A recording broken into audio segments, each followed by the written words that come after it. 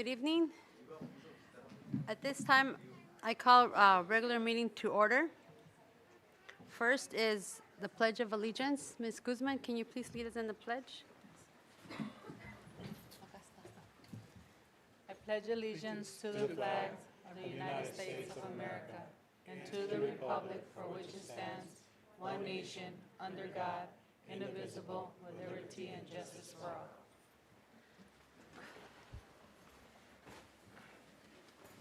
Thank you. Roll call. Governing Board President, Ms. Patricia Jimenez. Present. Governing Board Clerk, Ms. Maria Guzman. Present. Governing Board Member, Ms. Maria Hernandez. Present. Governing Board Member, Mr. Rudy Santa Cruz. Present. Governing Board Member, Mr. Harry Gerwa. Present. Thank you. Do I have an approval to approve June 8th, 2023 regular governing board meeting agenda? Is there a second? Second. Call for the vote.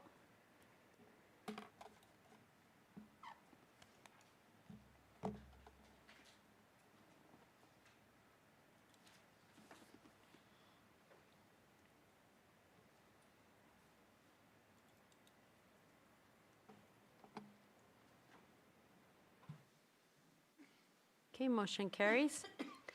Next, approval to approve the May 8th public hearing and regular governing board meeting minutes. Is there a motion? So moved. Is there a second? Second. Any discussion, changes? Hearing none, call for the vote.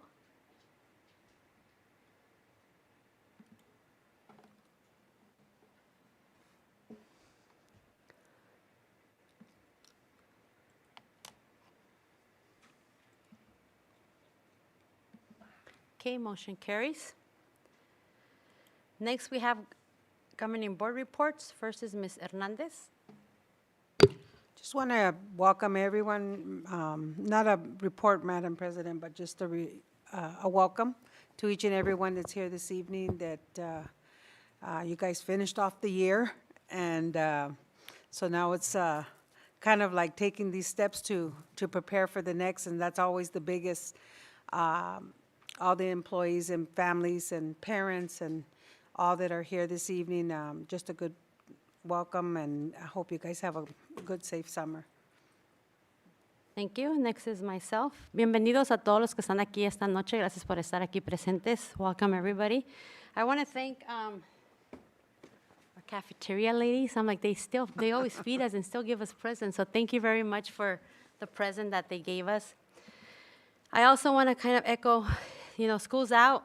We have one more meeting, and hopefully everybody's rested and come back to the new year. I wanted to talk to my favorite, yeah, you are my favorite, by the way, my colleagues. I know that new year, we have, new things coming up, and I know we're going to be having our board retreat, so if you could give some dates to Nancy. Something that I would like to talk about is that, as a family, we all work for, not with us, but you work for Isaac, and customer service is very, very important. To me, it's very important. I think to all of us as well. When our parents go to a school and they don't get treated well by the people that are in the office, that's not okay. So we need to really put in effort next year. Customer service, how we treat our parents, how we treat our staff, how we treat, I feel like we need to kind of talk about, sometimes I feel people get too comfortable in a position, so we need to kind of talk in our retreat about kind of moving people around. Like I said, everybody works for a district, not for a school, and I think sometimes we need that change, because sometimes people get too comfortable at a position, and that's why things go down. So just something to keep in mind, customer service, it's a must. The other thing that I'm excited about, that I want to announce to the community, I'm officially a candidate for the city council. So I'm running for District 4. So I'm very excited, and I wanted to announce to everybody publicly. It's for the election of next year, 2024.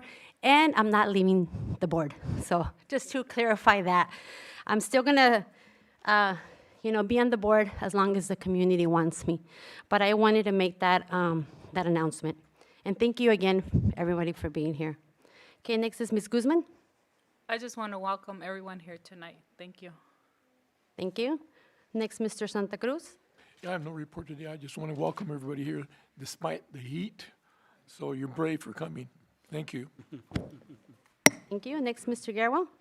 Yes, Madam President, first of all, thank you for your attendance here and welcome everybody. And I'm glad we had a good year. Might need to go out and rejuvenate a little bit when we get started again in August. You know, we've got a lot of work ahead of us, but I know we're going to do well. So, Ms. Jimenez, as a result of your announcement, this is very appropriate. What I wanted to share this afternoon is something I've been watching for quite a while. So today, the U.S. Supreme Court upheld voters' constitutional rights to elect representatives. This was on the agenda for the docket. And what this was going to do was going to be able to start discriminating against people of color, specifically in underserved communities like ours. So when this announcement came out today, I was very excited by it because it helps us to make sure that we are able to ensure that we are able to vote. And because of where we're at, a lot of times people will look at our community and say, ya pa qué? Why do we even care? Well, the reason we care is for all the reasons that we're here, and that is to provide a good quality education for our kids, a good place for our families to live, and the only way we do that is through good representation. And if we start to get our rights taken away from us, then that's not going to happen. So this happened to come out of Alabama. And just to give you a context, the mid-year elections, midterm elections, Alabama won, and that was the difference between the Democrats having the House of Representatives and losing the House of Representatives. So this actually struck down that gerrymandering that was going on. And I bring this up because it's really important for us to always stay alert of what's going on around us in our community, especially when it comes to our rights. You know, and I've been a community advocate since 1980 in helping folks to understand and learn how to go out and be effective. But more importantly, how not to give up our rights, how not to relinquish what we are all about in this country. So I thought it was a very important topic, and I wanted to at least bring it to everybody's attention. Not everybody follows Supreme Court, not everybody follows the things but you know, from my perspective, these are the areas that I'm always focusing on. And in addition to what else I can follow that will have a positive impact on our communities. So I wanted to share that good news with you tonight. And with that, Madam President, that's the end of my report.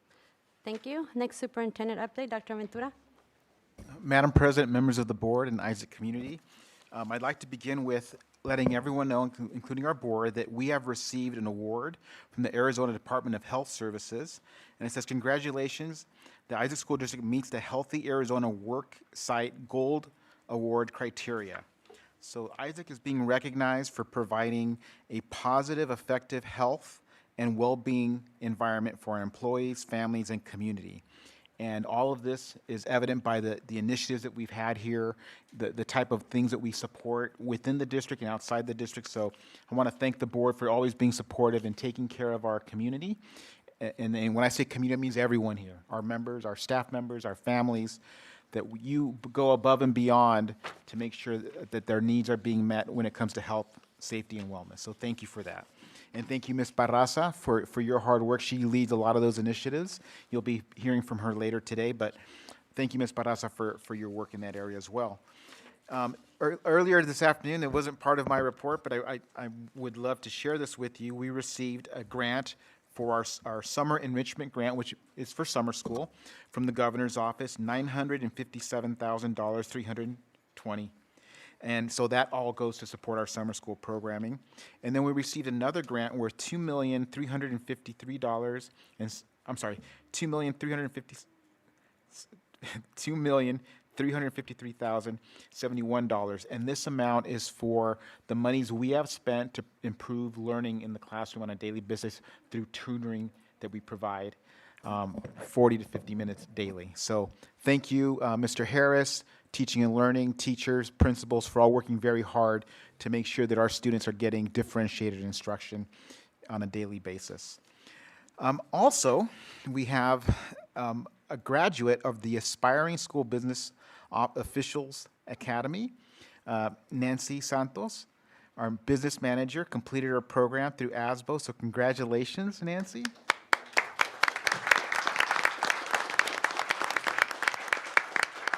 This program is designed to provide school business officials with the core competencies needed to be successful with the ever-changing needs of school districts. And then finally, but very important, we'd like to recognize our staff from the promotores as well, from the Heart of Isaac. They are our cornerstone for our community. They provide access to those social determinants of health that our families so desperately need. And again, thank you, board, for supporting this type of programming and the partnerships we develop to make sure that our families have what they need to be successful and live a healthy life. So if our HOI staff could please stand and come forward to be recognized.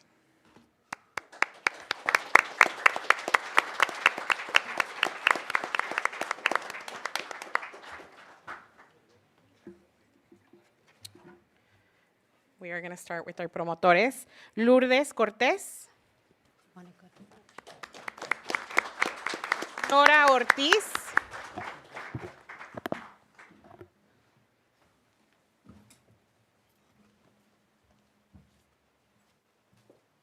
Marcelino Juárez.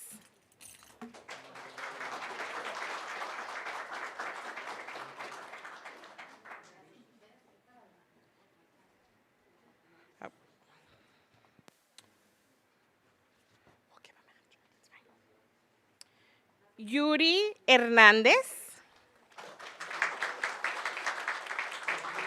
María Raquel García. Eloísa Peralta. María Salgado.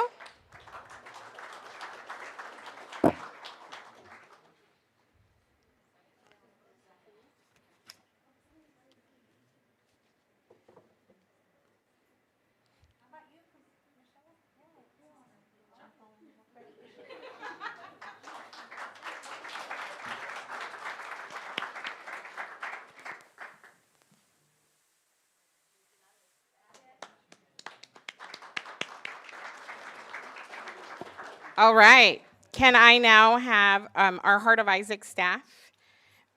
We have Anareli Barro.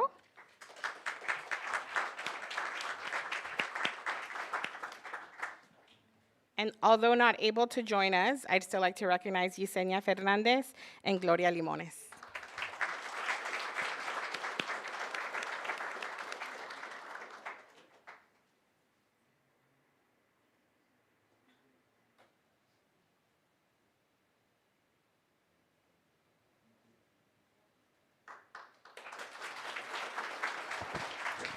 And last but not least, we have our parent education team, el equipo de educadores de padres. María Labra,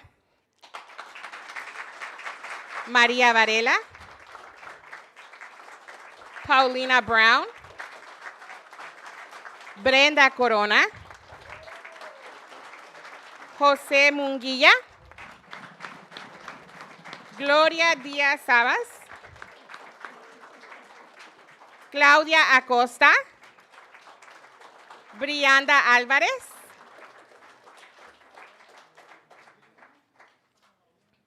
and not with us today, but Jessica Cañas.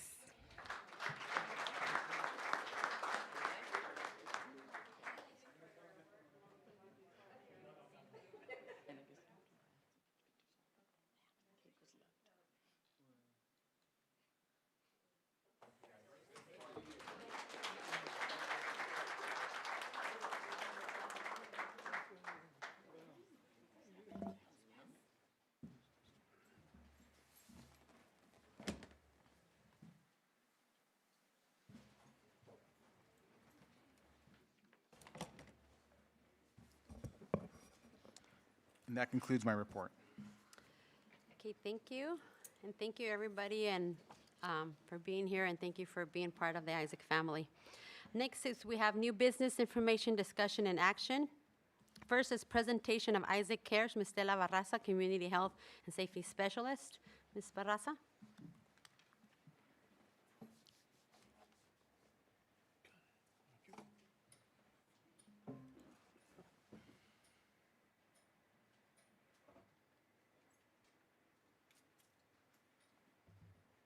Good evening, Madam President, Governing Board, Dr. Ventura, and ISIC community.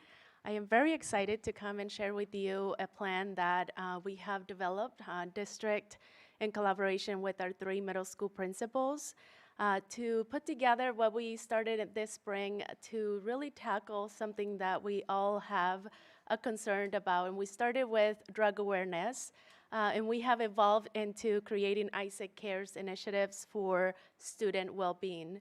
And again, this is a pilot phase program for middle schools only for 2023-2024. So you might ask, why are we doing this? Well, student physical, social, and mental health are critical for academic performance and student success. And what we want to do with ISIC Cares is to develop an initiative that promotes overall well-being for our middle school students, for them to succeed not only while they're here in their academic performance and in school, but also in life. And the way that we are approaching and how we want to do this is to address the social determinants of health. And I will explain how those play an impact, but to put it simply is the social determinants of health determine the health of somebody, and even as simple as their zip code. So what we want to say is it doesn't matter where we live, but if we can intervene with programs like this, we can change somebody's trajectory in their health. And also, keeping those in mind as our foundation, but then going into how can we provide more wellness education in school while our students are in the classroom by their teacher, to engage them in that education in ways that they can participate and practice what they're learning, and in developing those social emotional learning skills. And then also to provide resources in a variety, in a dynamic way that provides options for our families and our students to either engage in healthy behaviors, or if they're struggling with a health challenge, that they can also get help for that. Here's a picture of the social determinants of health. So you can think of policy, you can think of collecting data, but again, it's really thinking of how the social determinants of health can impact our health, our well-being, and our quality of life. So in keeping those in mind, their goal is, as we met with our middle school principals, is thinking, how can each month we focus on an area of wellness? There's 8 different dimensions of wellness. Think from anywhere from physical, think about your sleep, your nutrition, your physical activity, where students are learning those important factors that have to do with their physical health. Think of the following month, learning about mental and emotional, and how that has to do in ways that they can intervene and learn how they can manage both of those and develop those skills. And then each month, a different dimension will be presented, and then there's curriculum for that for them. And also, I mentioned the social emotional learning. So this is really have to do with self-awareness, social awareness, self-management, relationship skills. So every month, they're not only learning a dimension of wellness, but then they're also learning the skills of how to integrate that knowledge, and then also how to develop skills to have better relationships, to make healthier behaviors in and outside their school, and anything from drug awareness, really thinking about building better relationships, managing their either self-control or self-management. So think about how can we prevent even fights, or and then thinking about social and going into the digital social media, and then helping them manage that as well. So again, I mentioned these 3 components. So ISIC Cares is all about education, providing that wellness education as they come every single throughout the school year on a weekly basis, providing the engagement opportunities, and then providing those resources for our students, not just in school, but also for our families outside of school. So here's a table on how that will look like for the upcoming year. So when middle school students come in, they have their advisory time every single day. The principals have committed to provide at least 2 times per week for a teacher to provide the ISIC Cares program for their students. So the way that it will happen is that the student will show up. There will be a mindfulness practice, anywhere from 2 minutes to 10 minutes. This mindfulness practice, it's called Inner Explorer. The organization has been vetted and also has shown scientifically that schools that participate in this kind of initiative where students are practicing their mindfulness, they actually have a 66% drop in their behaviors reports in their schools.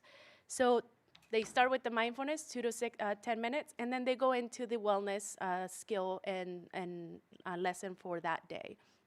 Again, each month they will get a different different type of wellness dimension. Then we're also going to invite guest speakers. The goal is that we increase our partnerships or current partners that we already have. We invite them to come into the middle schools on a monthly basis, and they talk on that topic that relates to that specific month. One of the things that we went ahead and asked our students, what is it that they want to see? And they say, we want to hear stories. We want to hear other people also coming in and talking to us about how have they have done it and how can maybe relate to us as well. So that's where this comes in on a monthly basis. And then again, this is something very new that we tried it out, and it was actually in a way successful trying it out with our parents, where we invite them to learn about drug awareness and how to speak with how to have those kind of conversations in the spring. And this is something that we want to continue bringing back to every single month, relate the same topics that our students are learning that month, and then bring it to the parents on a monthly basis as well. So that's as far as education. When we think about engagement, again, they're engaging in this mindfulness practice. It's also available in Espanol for our parents to use and have available for them so they can do it at home with their kids. Then one of the bigger things too is having that, how can counselors do the counseling? So when we think about counselors is having that small engagement lunch and learns. And I know Isaac Middle School and all the middle schools, MKU, they do this type of learning already and engaging their students. This is more thinking of the real-time action or things that are happening. So if bullying is more evident during that week or during that month, then they're going to speak on that particular topic for that lunch and learn as they connect with their students.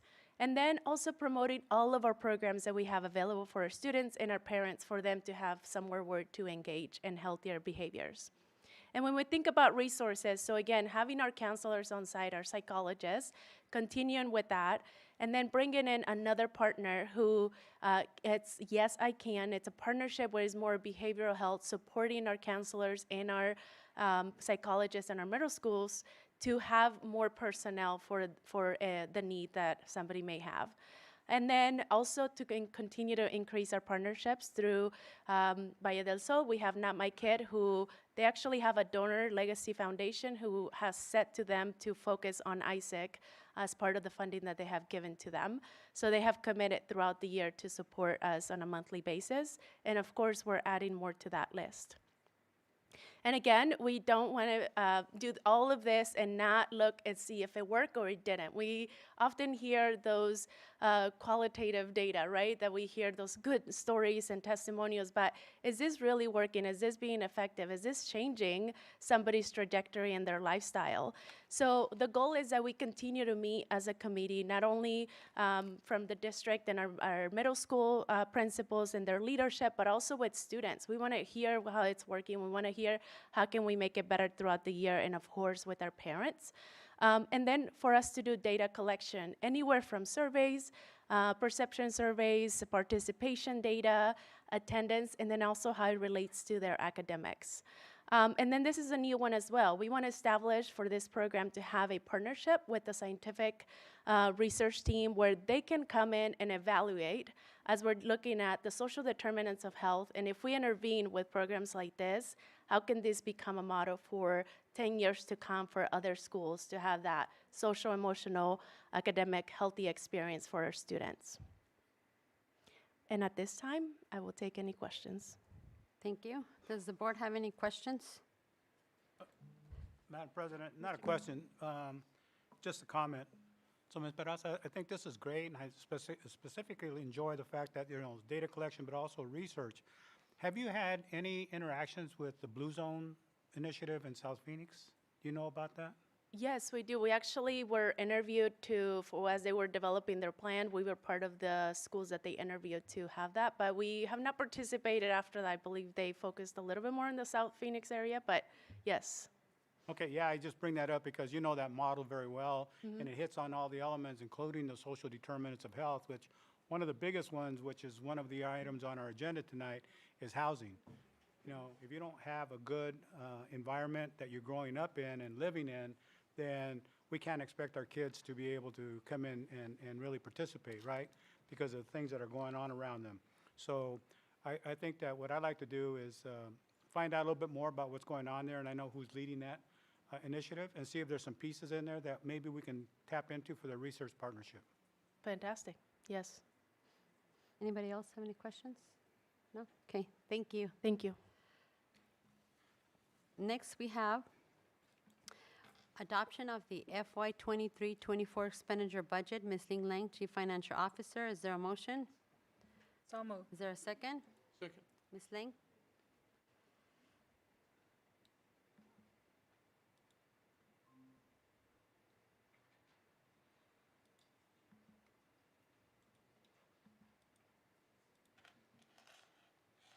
Good evening, Madam President, members of the Governing Board, Dr. Ventura, and Isaac Community. This evening, I'm going to present to you our fiscal year 23-24 proposed expenditure budget. We do this on an annual basis. We are required by law to prepare a proposed budget, right? And then at a public meeting, you approve for us to the publication of the budget and a notice of public hearing no later than 10 days prior meeting to adopt the budget. The notice of public hearing and the budget summary will be posted on the Department of Education website, and we'll post a link on our website for anybody in the community to see it. And then also we will have the summary available in our office here. We also submit the proposed budget to the Arizona Department of Education and the Maricopa County Schools Office. So what does the fiscal year 2024 State of Arizona K-12 budget look like?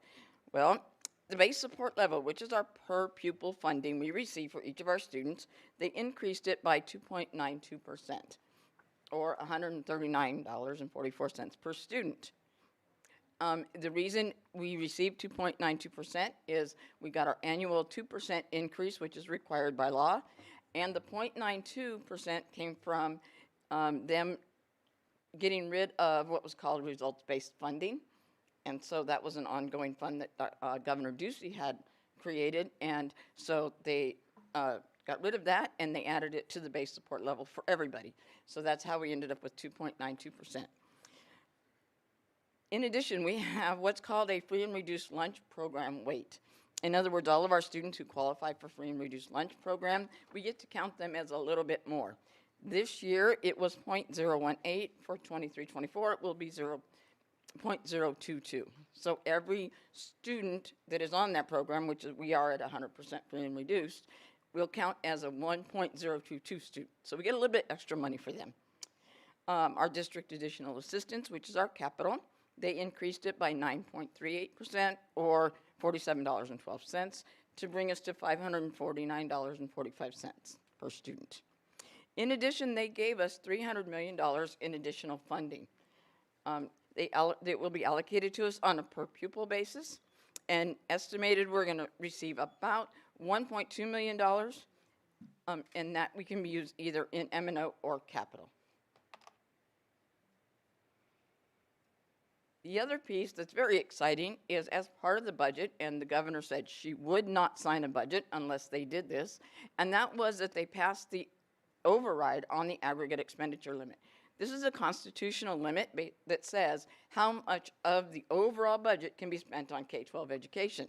And for the last 2 years, we have had to wait until mid-February before they said, okay, we can override it and you guys can keep spending your money, right? Well, this year she said, I'm not signing a budget unless it's already done. So the schools don't have to worry about it. So they did the bill, they overrode it, and it's awesome, so we don't have to worry about it next year, because otherwise we had this $6 million that was kind of teetering there, whether or not they were going to approve it. So this is a good thing. I was very excited about that. So what does our proposed M&O budget look like? Well, our revenue control limit, which is what our base support level plus our transportation, is approximately $32,600,000. We pull a little bit of our capital money over to M&O. We've been doing this for about the last 6 years. That's $400,000. Our override that our wonderful community approves for us is 15%. That's 4.9. We still receive our desegregation funding. And thank goodness the legislature has stopped focusing on that, so it's pretty safe. We annually receive $4.9 million for that. We're going to have approximately $1,034,000 in budget balance carry forward. We have an annual transfer from our M&O budget to what's called energy and savings account, and this is to pay for 10 years ago, we did a whole bunch of it's our energy management system that we have in all of our schools. We paid that off over a period of time. We transferred $700,000 over there. We can cheer a little. 2024 will be our last year we have to pay the $700,000. So in 25, we'll have an increase in our M&O budget by $700,000. We received funding from Prop 123, and that's $300,000. And then for the one-time funding that we received, I split it between the two. Remember, this is just a proposed budget. This is where we think we're going to go. I put $600,000 into M&O, which will take our general budget limit up to $44 million. And this is all based on us having approximately a 2% reduction in ADM. This year, we're sitting at about 3%, so it is a little bit, figuring a little bit less. And the reason that I did that is because as I moved all the students down a grade level, we come out almost ahead of where we are this year. You know, by just duplicating the kindergarten and then move everybody down, we come out a little bit ahead, so I figured we're only going to go down by about 2% instead of 3% for next year. So if I look at the reconciliation of where we're at, this year we're going to spend about $42 million, $42,145,642. As we went through the reorganization, the cost to M&O is actually going to be a savings of about $15,000. We have a 3% increase in salary that you approved a month ago or so, and that was about $819,000 in M&O. And then I put in just a inflationary adjustment based on our supplies and utilities. We all know that we're all experiencing that, and the school district is not immune to that. Everything costs us more. That's about another $150,000 to give us about $43 million in expenditures. Our budget is about $44 million. So again, I kind of getting our budget balance carried forward to stick right around that $1 million. That gives us a good amount for contingency. Anything happens, we have something there that we can fall back on. If I look at our district additional assistance budget or our capital budget, our allocation for 23-24 is about $2,539,000. We take $400,000 of that and put it over in M&O, and that was on the slide, the prior slide. Another $600,000 in that one-time funding. We're going to have about $1.3 million carry forward in our capital budget, which will give us about $4,040,000 to spend next year in capital funding. Those are for buildings, textbooks, things like that.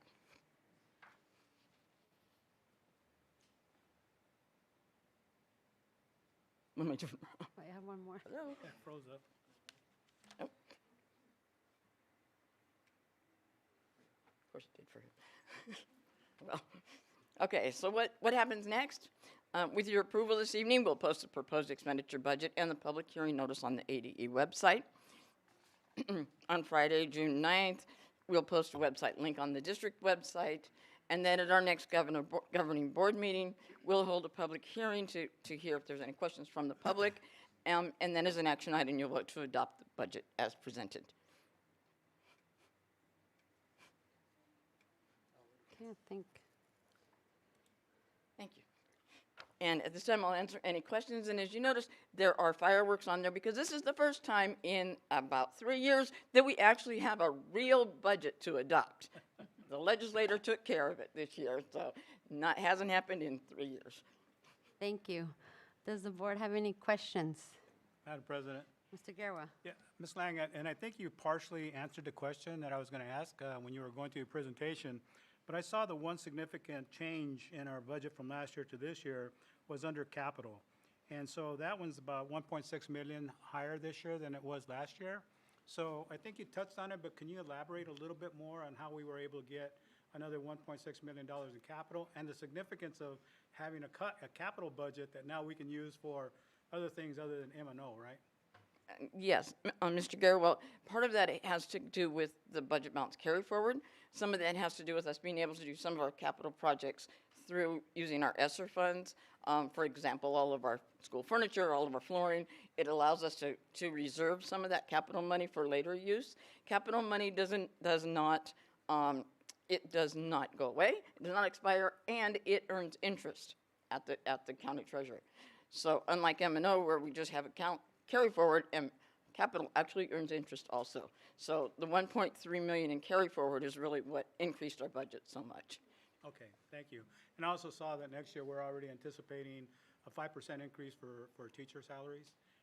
That's in the budget as well, so I'm looking forward to that, that we're gonna be able to do that. So again, I'm very excited about the fact that we're able to help our staff, to be able to function, during these difficult economic times.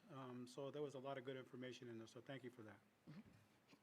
Thank you. Anything else? Hearing none, call for the vote.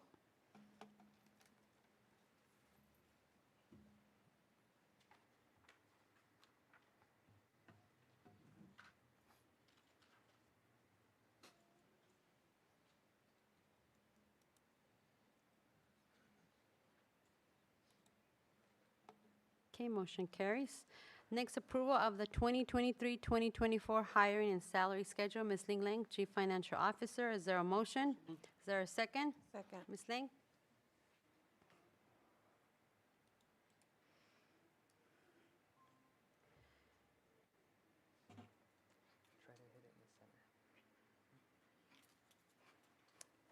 Madam President, members of the governing board, Dr. Ventura and Isaac Community.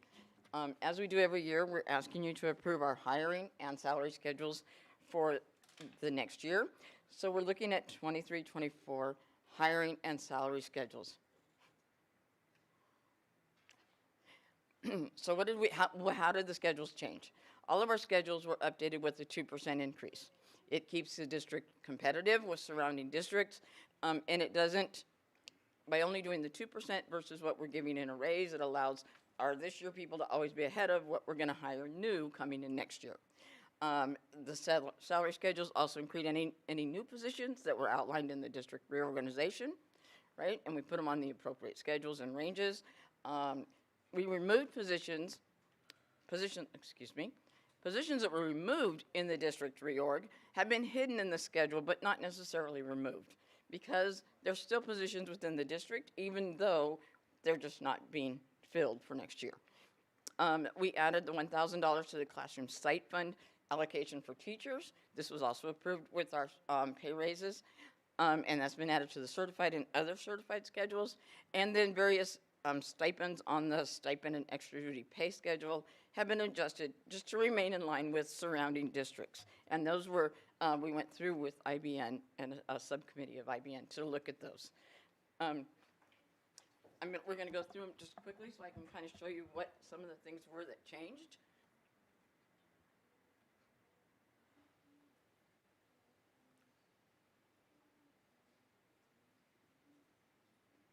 This is the certified hiring schedule. The biggest thing that changed on here is our beginning amount for a brand new teacher, no experience coming out of college, would be $49,750. This includes the $6,000 in classroom site fund. And then, but then they also, remember, have the opportunity of earning that $3,000 in performance pay. Our other certified schedule, nothing really changed on here. Our federal program specialist moved to be a 12-month person instead of an 11-month person. On our classified exempt schedule, we added in the maintenance lead that was part of the reorg, and then we had just a name change for our systems administrator, and that's our technology person, one of our technology people.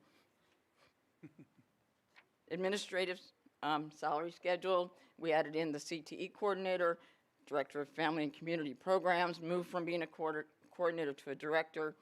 the Director of EL Programs, Associate Director of Support Services, and then we had one Assistant Superintendent for all of teaching and learning before, and that has now split into 2 different positions, one for curriculum instruction, one for student services and extended learning, and all of that, again, was outlined in the reorg.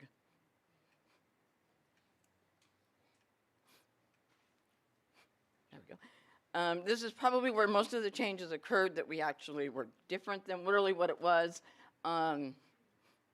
We defined better what a multi-site stipend was for. Those are for people who are actually assigned to work at multiple sites, mostly hours certified, and a lot of them are special education people. The mileage stipend, those are district employees that are expected to travel to all of the different sites.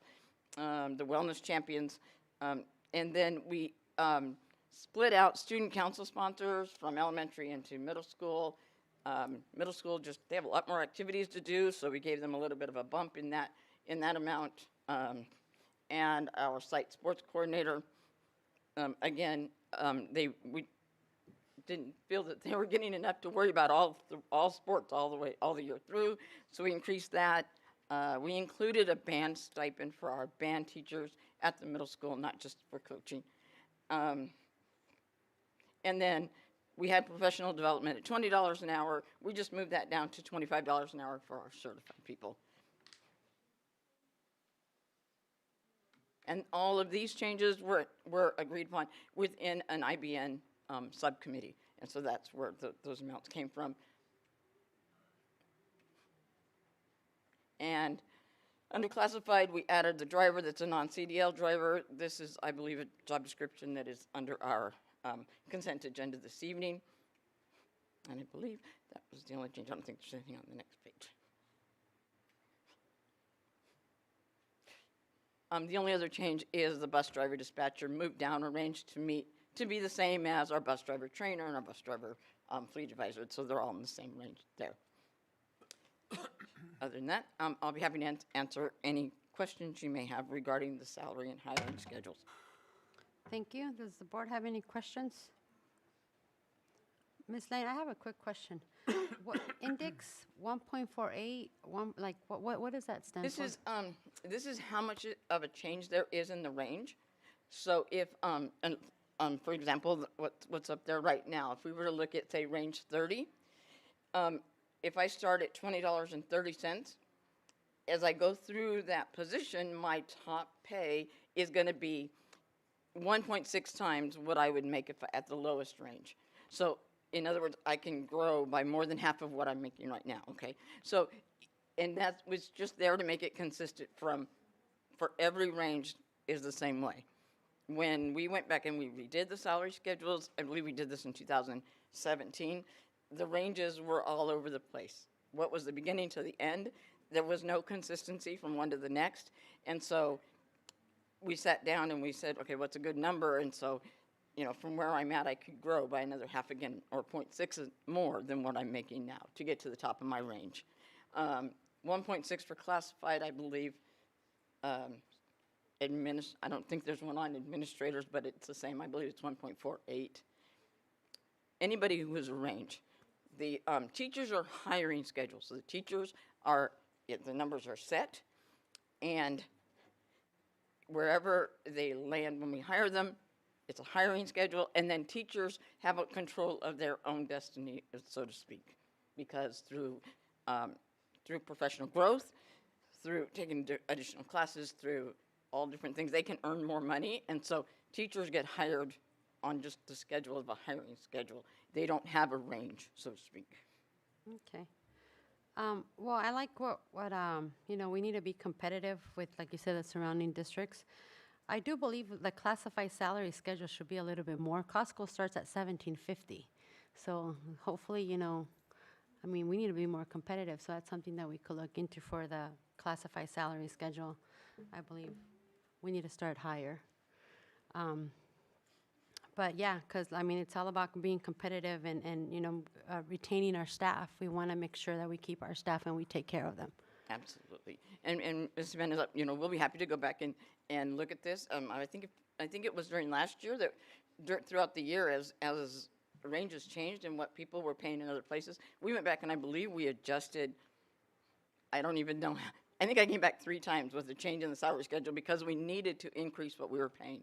And so we continually look at and make sure that we stay competitive. And so I'll be happy to, be happy to go back and visit this later in the year or before school starts or whatever you'd like. Yeah, that would be great. Thank you. Okay, call for the vote.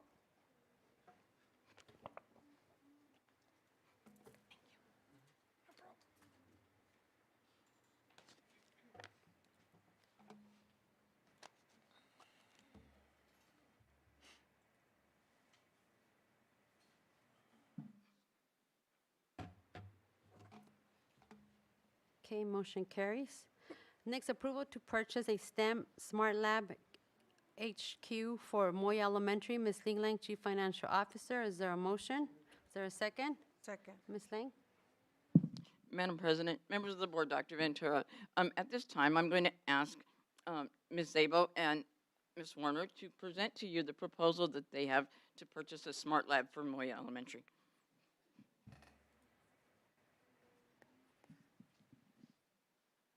Right one will advance, left will go reverse.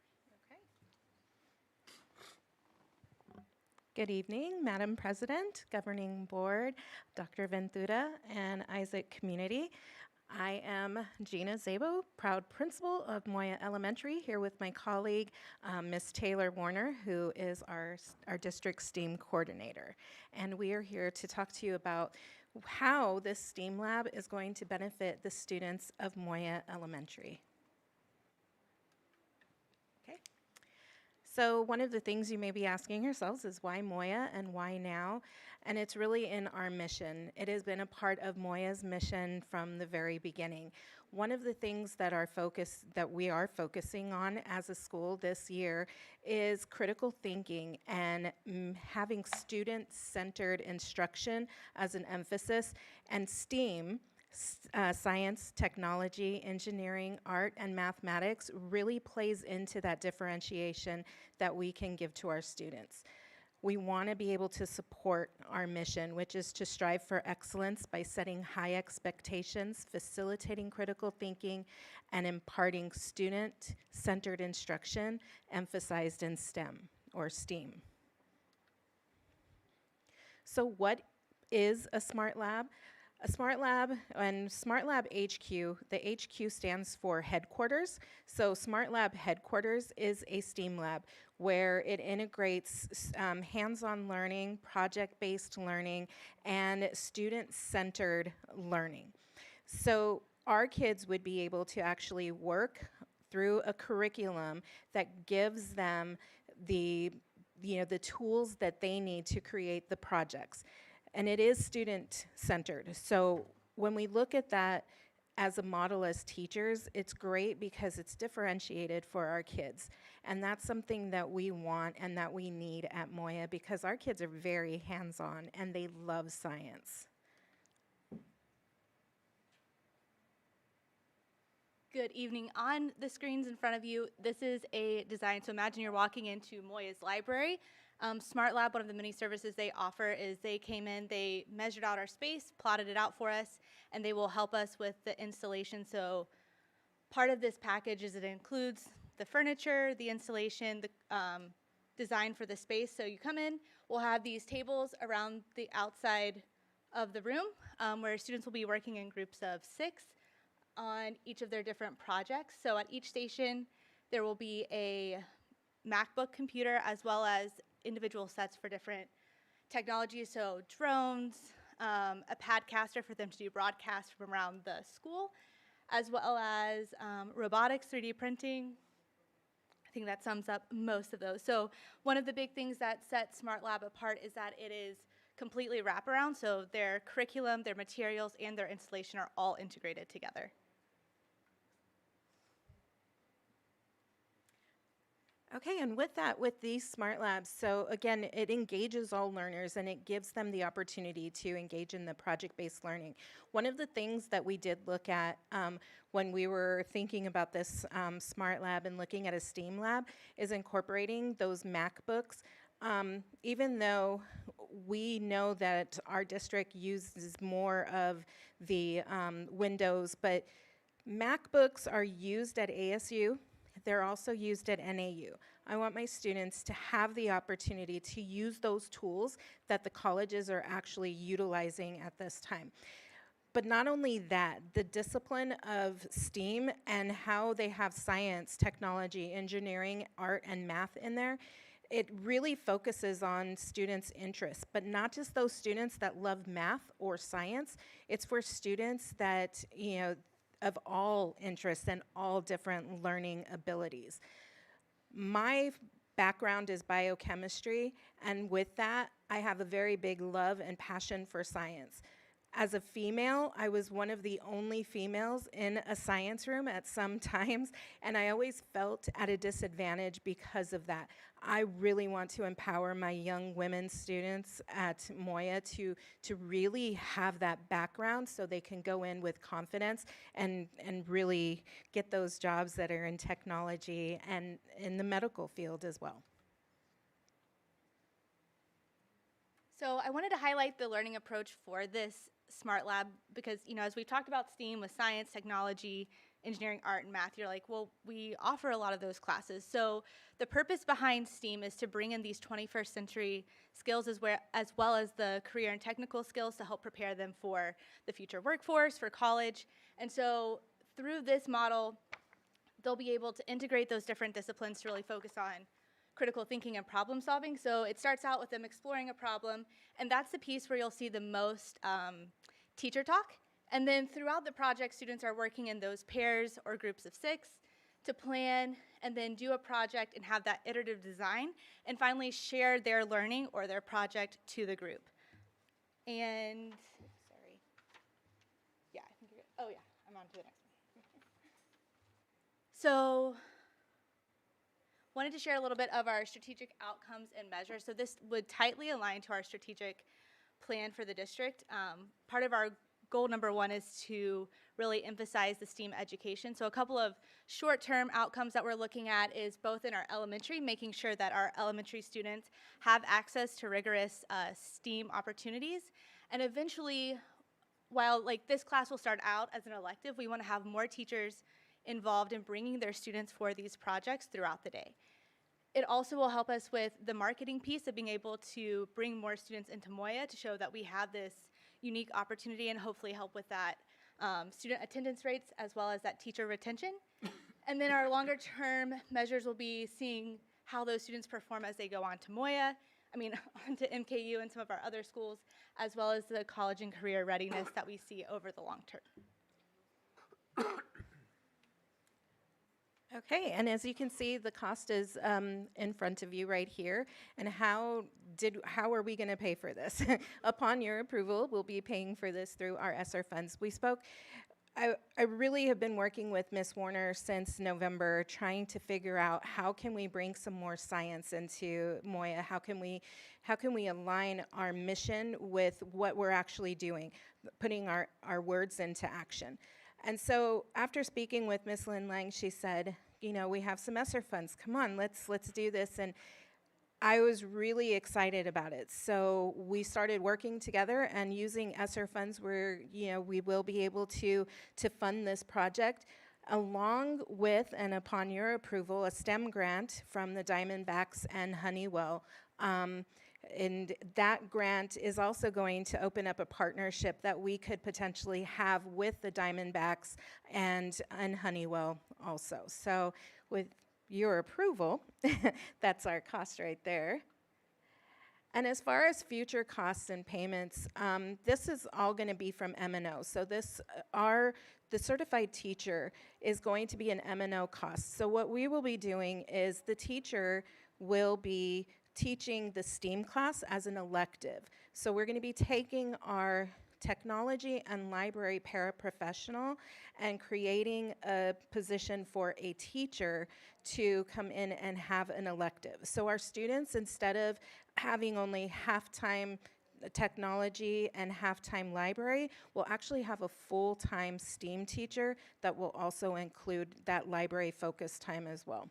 Curriculum is also something that will come out of the M&O budget, and that is going to be based off of whatever the curriculum that Smart Lab has and what we choose as what's best for our students. And I will open it up to any questions you may have at this time. Does the board have any questions? Not a question, just an observation and a comment if I can. First of all, I'm very excited about the fact that we're doing STEAM, not just STEM. And I say that because I know that the arts have a lot of impact on how young people learn, right? And so from my own experiences, right, I had a music minor, and that's what got me into college. But I also saw a connection between music and programming computers. Whether you believe it or not, there is a correlation there. The other thing that I've come to understand in what I do professionally is I do a lot of executive coaching, but I also help, clients hire the next level, if you will, for their companies. And one of the things that we find oftentimes is that in the interviewing process, if they've had some kind of arts background, whether it's music, whether it's the arts, whatever it is, in particular dance or whatever, what happens is that it helps them to have more of a creative thinking process versus just having a disciplinarian mentality of, in the discipline that they're in, right, the technical part. So I've dealt with a lot of engineers, and engineers are great. Believe me, that's part of my background as well. But what I like about, engineers that have had an experience with art is that they look at things completely from a different focus. And that's when you start to get innovation. So I'm very excited about the fact that we've included the A in our STEAM to STEM, from STEM to STEAM, because I think that's going to be very beneficial for our students for all the things that I just mentioned. So thank you for that. Thank you. Any further questions? I have some questions.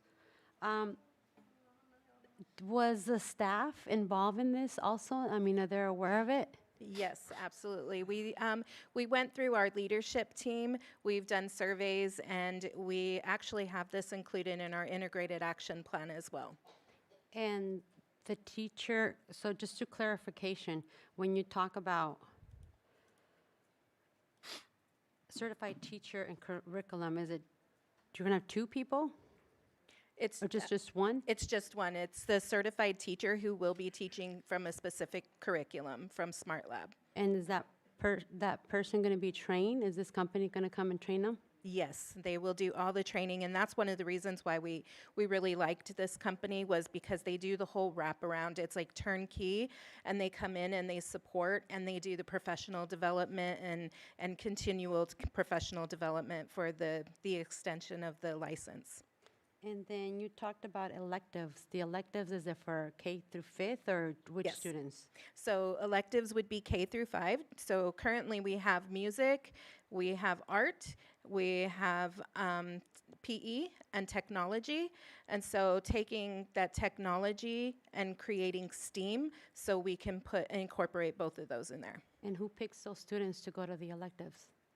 All students, All students go are to gonna the be going to electives. all of them, okay. Kindergarten through 5th grade. So every student would have an exposure to our STEAM lab. And then the last thing, it says, so this program, Ms. Lang, is for beginning in 2 years. So this that we're buying, if you look at page, I believe 10, where it says the pricing, can you just clarify that? Because it says the dollar amount, and then it says curriculum and support agreement beginning in year 2. So this amount that we're paying for, is it for just a one-time? I can explain that. So there's the one-time upfront cost, which is the number on slide 10, I believe. And then the only ongoing cost is the curriculum. So on year 2, we'll start paying the curriculum subscription. And that's based on whichever one we choose. So they have different levels that we can buy into. Okay. I'm in favor of this, but something that, we have had, and I know based on, seeing the vouchers, that we buy programs, and we want programs that we're buying that we're utilizing them with the kids.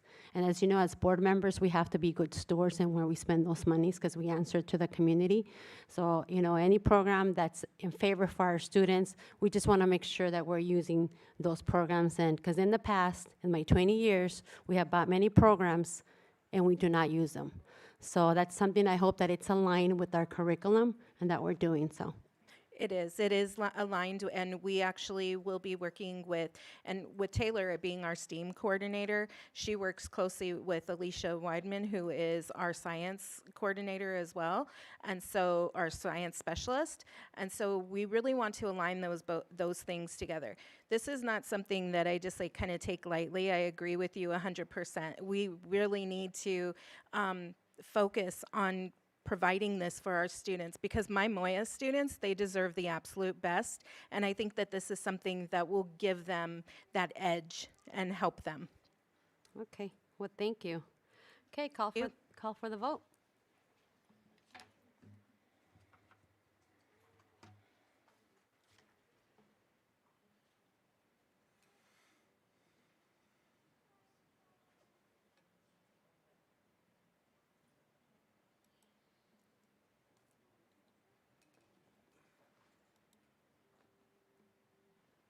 Motion carries.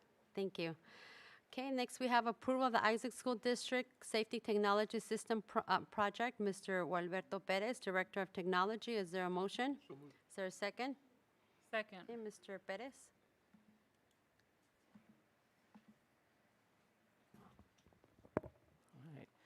Good evening, Madam President, members of the Governing Board, Dr. Ventura, and Isaac community.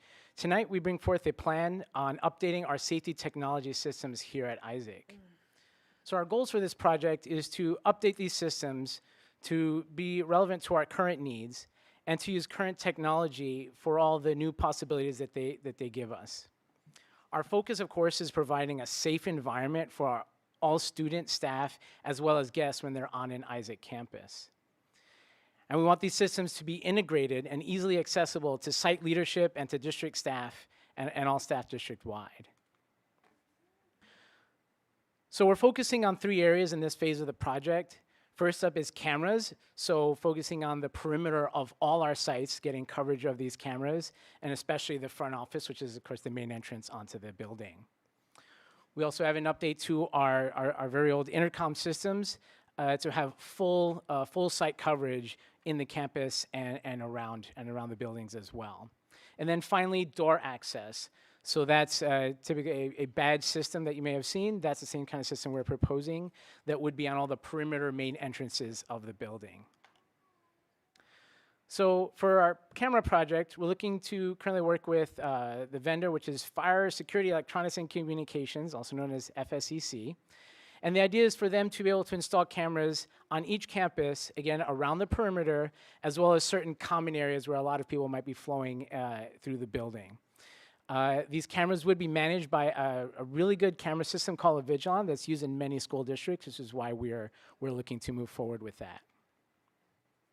So before you can see an example of just some of the cameras, just I guess a little taste. So for example, on the left, we have what a camera would look like at the front door of a building, so that before anyone even comes onto a campus, they would have to ring a doorbell. Somebody would see who there is before they're even opening a door, whether it's a campus or one of our administrative facilities. And on the right, you see the more standard camera that you might see in a hallway, for example. For the perimeter security, FSEC would do door scanner hardware at each of the major points of entry at a campus or a staff site. And they would have software and hardware that would open those doors based on rules that the district would maintain and manage. And all staff would have badges then that they would use to safely enter into the building, and only those people that would be allowed by the rules that we set. For the intercom system, and the biggest portion, we're looking to work with company Audio Enhancement, as well as CCS presentation systems. And they would install the EPIC system, which is an in-classroom broadcast system that actually works throughout all the campus, including classrooms, cafeterias, hallways, and all our common areas. So everybody on campus now would actually be able to hear both messages and emergency alerts. Something ARN is working as well now. And then there's a digital signage component that would show messaging that the district and the sites would put together, but also would be integrated with these systems to show emergency notifications should that need arise. So here you can see an example of what a kiosk would look like at the front desk. So front desk staff would be able to use this and that microphone up there to do your normal day-to-day intercom messages. But at the same time, within this interface, someone could call emergency alerts either for a particular area or the whole campus based on routines that we set up, such as, for example, calling for a fire drill or some type of actual emergency. Now, staff safety is obviously a very big portion of what we want to cover here. And part of what the EPIC system does and its base is an audio enhancement system. So what you see there are microphones similar to you might have seen in other audio enhancement systems before, right? So it does have an application to support instruction. That smaller unit would go around a teacher's neck on like a lanyard, and therefore that microphone would be broadcast throughout the room to allow students to hear them better. And the larger microphone you see there would be one that students could pass around so that they could speak. Now, that's really valuable, but it's also really important to note here is that that smaller unit, and only the smaller unit, the one that the staff would have, it's got 2 buttons on the side. And if at any time the teacher feels there is an emergency in their classroom, all they would have to do is press those buttons on the side, and that would immediately send an emergency alert to the front office, to like that kiosk you saw, as well as anyone else that the district would program, such as administrators on site, staff at the district office as well. And then we could have a plan onto how to handle that emergency alert.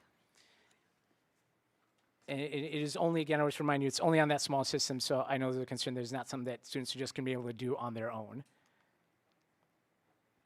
A real important part of the discussions with these vendors was having integration. So that all of these systems would be accessible by all the site leadership as well as district staff. And easily, whether it's through a web page, a smartphone app, or some features, for example, through the kiosk that you saw. And by having all these systems integrated, that makes them easier to use, especially and most importantly in an emergency. In looking at some of the other systems that other schools have put in place, they have like 5 apps to be able to do all the emergency functions. The idea is we would streamline that, so a principal leader would only have to basically hit one button, and they could do these functions.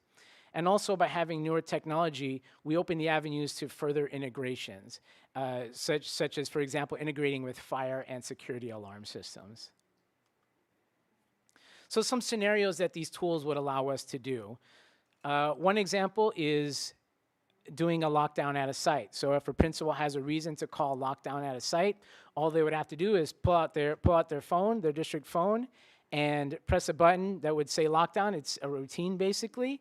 And as an example, we could have this routine send a message out over a pre-recorded message out over the intercom, have digital signage say this is an emergency and whatever emergency that is, send out alerts to whoever has the app and is programmed for that, text messages to whoever we say, so that could be on campus at the district office or other places. It could, again, because we have the doors included in there, it could set the doors into an emergency lock mode. And so not just let anyone through that maybe normally the doors are open, for example, during the day. And then they would also have access to the app to be able to then view cameras to monitor that situation, whatever it may be. A further scenario we could think about, and it's happened before, for example, is the police tell us there is some type of incident in the area of Butler.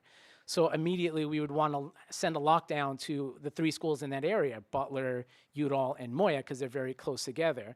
Well, instead of having to go down the phone tree and call an alert at those 3 school sites, for example, someone who gets that message here at the district office, an administrator here, could, at the press of a button, initiate that same lockdown you saw in scenario 1 at all 3 campuses immediately without having to wait and have those safety protocols go into effect right away.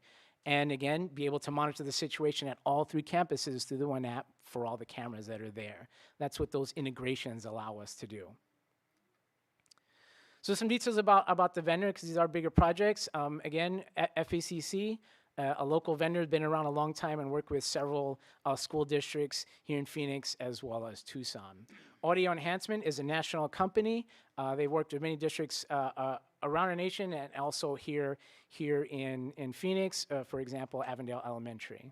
And CCS Presentation Systems, again, a local company that is now national and has been around a while and has worked with many districts, including here at Isaac as well. So we want to go over the kind of the what we're calling the max budget We haven't finalized all the pieces, but this is kind of the everything plan that the vendors have provided to us, and that's that. Given that's approximate total of $5,500,021. So, some important notes that I want to share that if this project is approved, we would start the process of walking the campuses and based on those walks, ordering hardware. And then once that hardware is here, then we would schedule campuses so as not to interfere with the teaching that's going on. And importantly, as you saw, the cost of this project, especially the intercom, are high. But part of that is we asked the vendors to give us all the options, kind of like a menu, so that we can choose what are the pieces that are right for us. And also, we didn't want to wait to walk every single room in the district, because that would take a really long time before we brought this to you to get this project started. Especially because we know we can get started on some of the faster wins, like the door and camera security, right away, as they have that hardware ready to order. So we just wanted to start this project and let you know that we're getting this started at our school. So that's our goal today. And for the question of funding, the majority of the project that we're looking to fund is going to come out of ESSER 3. So with that, we open up to the board for any questions. Any questions from the board? Yeah. Go ahead, Rich Carroll. First of all, I think, we're starting to come of age here, right? Looking at our security systems, specifically because of things that are continuing to happen throughout our country, especially on school campuses. So I'm all about technology. A couple of things that I'm always a little bit concerned about is we're talking about video, cameras and what have you. So the first thing is, who will be monitoring those? Because if you put a camera up, right, and nobody's monitoring those, then, it really doesn't serve the purpose. And if it's going to be centralized, I can imagine, a panel on a wall, right, with all the different screens on there, and that's going to take more than just one individual to keep an eye on all that. So what's the plan for that? Absolutely, Madam President, Mr. Gearwald. So first of all, the focus on that is very much safety for people, right? So the most important use case is when there is something going on, some type of situation, the cameras are utilized for situational awareness. So they're monitored by administrators and persons involved at that time. We could also coordinate with fire, law enforcement, those sorts of things, and our liaison with the police department to be able to assist us during those situations, and that gives information for those folks and first responders to be able to react. So that's the most important use. Also, there's other use cases where we have thought of. For example, one thing that we noted in some of our walks is our cafeteria staff. They come in early in the morning when it's still dark. They're going in and out to receive deliveries, and it's completely dark. They don't know what's out there. So one of the things we've done is we put a camera outside their door and a little screen on the inside of the door so they can see what's out there before they even go out. So similarly in some of our other sites, right? So we thought about some of those use cases where it's actually going to be functionally used at the moment, and so that's part of it. And then there's the kind of situational awareness piece and to be able to react. And of course, as we get these systems in place, and now with dedicated systems and quality systems with current technologies, we're going to learn and grow how we can utilize them better and better incorporate our staff with those processes. Okay, and what's the shelf life on the equipment, So that depends on the different equipment. So typically, right, you look at most hardware of this type is going to be in that 7+ year range, right, in terms of being functionally average. Generally speaking, vendors do 5 to 7 year warranties depending on which piece of it. Sometimes it's like a 3-year with a certain part and 5-year with others. Like the servers that back the cameras, those are typically 5 to 7 years. So it just depends on the different hardware. You can, of course, purchase those extended warranties. But something I always want to bring up, technology, especially if you've seen very recently, does not go as long as it used to.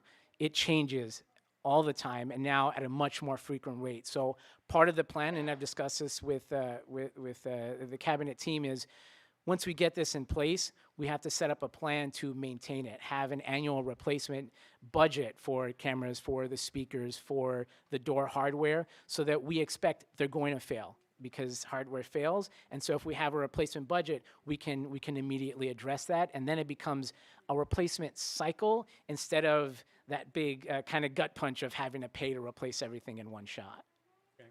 And then just my last question is on the apps, because going back to our experiences, during COVID and the interconnectivity of our internet and what have you, right? And we all saw that and we experienced it when they would go down. And so I do know the apps are very heavily dependent on the internet, right? Utilizing that system.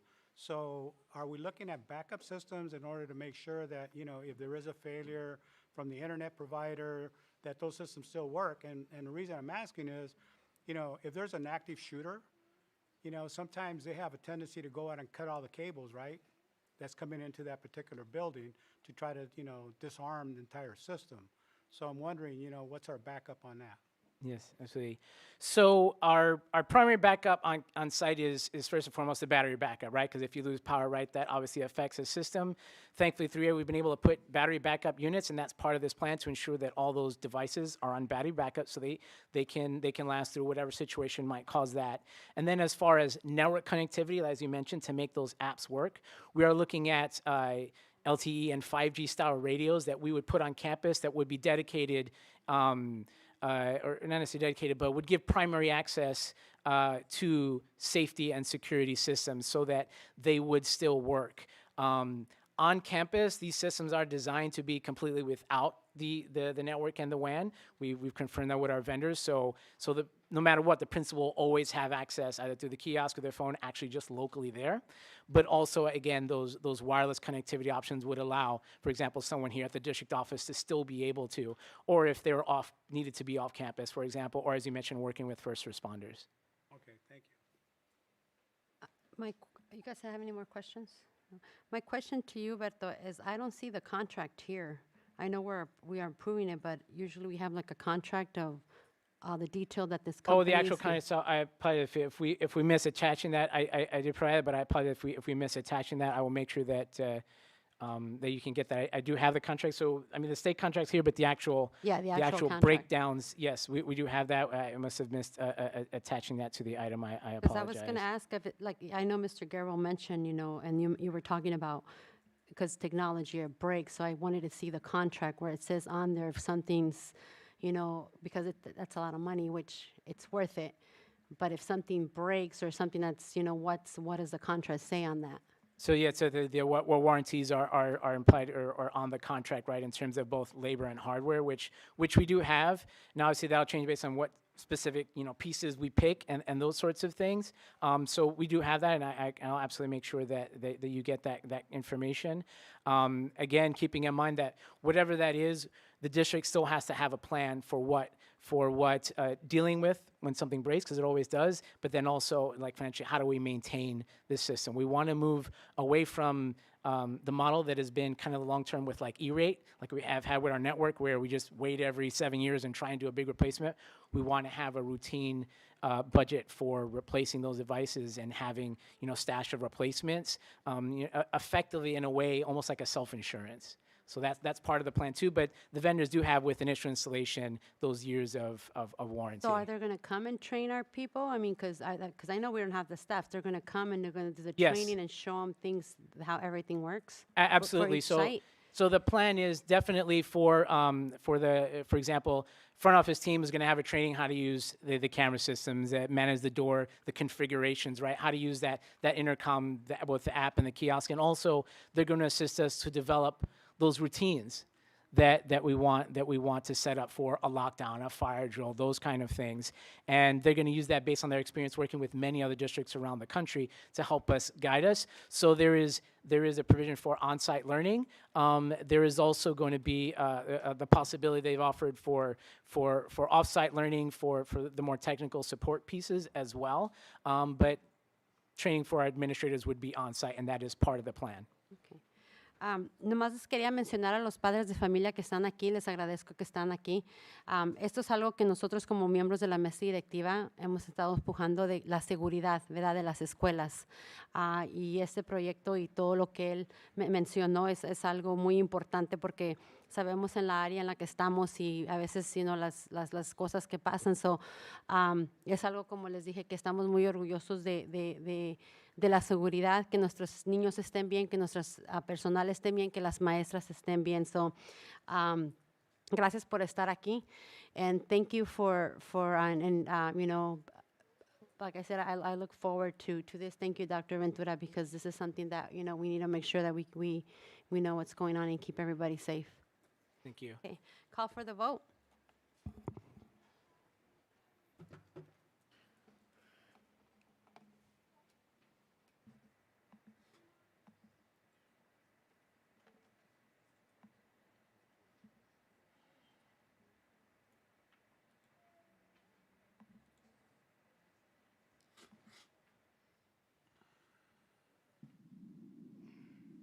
Motion carries. Next, we have approval administrative staff promotion, Assistant Superintendent of Curriculum Instruction, Mr. Jose Arenas, Chief Human Resource Officer. Is there a motion? Is there a second? Second. Mr. Arenas? Good evening, Madam President, members of the Governing Board, Dr. Ventura, and community members. This evening, we forward to you Dr. Lily Mesa Lima as a recommendation for the Assistant Superintendent of Curriculum Instruction. As you are aware, Dr. Mesa Lima is currently one of our district leaders serving our Isaac community in the role of Director of Curriculum and Instruction. She has held the position since January 2020, 1 month prior to the COVID chapter in our lives. She, excuse me, she facilitated a platform for student achievement and instructional delivery that was instrumental in assisting our students. Her background includes her work with ASU Preparatory Academy, ASU Mary Lou Fulton Teachers College, middle school language arts teacher, recruitment services, and has served on multiple educational committees. Her foundational leadership is to assist in providing equal playing fields for unequal situations. Thank you. Okay, thank you. Okay, call for the vote.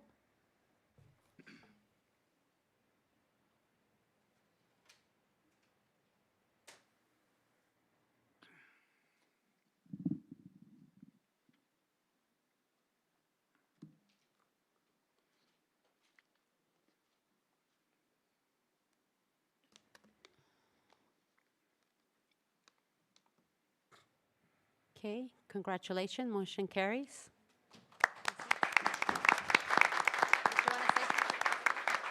Did you want to say something? Good evening, Madam President, members of the board, Dr. Ventura and Isaac community. I am so honored to be named Assistant Superintendent of Curriculum and Instruction.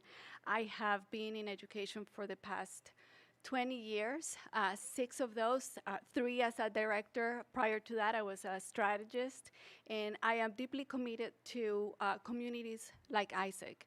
I myself have had the opportunities and have felt what education brings to individuals, the positive outcomes that it brings to individuals and to families as well.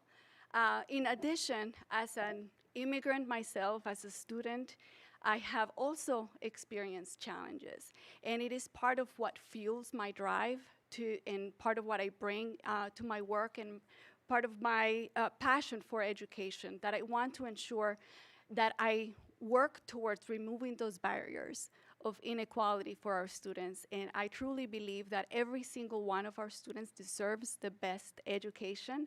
And under Dr. Ventura's leadership, under your stewardship, and in collaboration with the Isaac community, teachers, site leaders, directors, district administrators, I look forward to being able to bring Isaac students the next level of education. So I thank you all for this opportunity, and I'm highly committed to this work. Thank you. Anything to say? Well, thank you very much. I know that, been in teaching and learning, so I think it's going to be an easy transition for you. You know, keep us moving forward, so thank you very much. Okay, next we have approval of administrative staff reassignment. Director of English Language Program, Mr. Jose Arenas, Chief Human Resource Officer. Is there a motion? So moved. Is there a second? Second. Mr. Arenas? Good evening once again, Madam President, Governing Board members, and Dr. Ventura. This evening, we bring forward to you Dr. Randy Martinez as a recommendation for the Director of English Language Learners and Programs. Dr. Martinez has served as principal of J.B. Sutton School, as you all know, for the past 6 years. Dr. Martinez's work and experience with our students with multilingual backgrounds will assist in supporting our ongoing professional development initiatives for our leaders and the intentional curriculum and development initiatives and focus with compliance and with structures. There is no question that Dr. Martinez understands and honors our Isaac community. I present to you Dr. Randy Martinez. Okay, is there a motion? I mean, call for the vote. Call for the vote.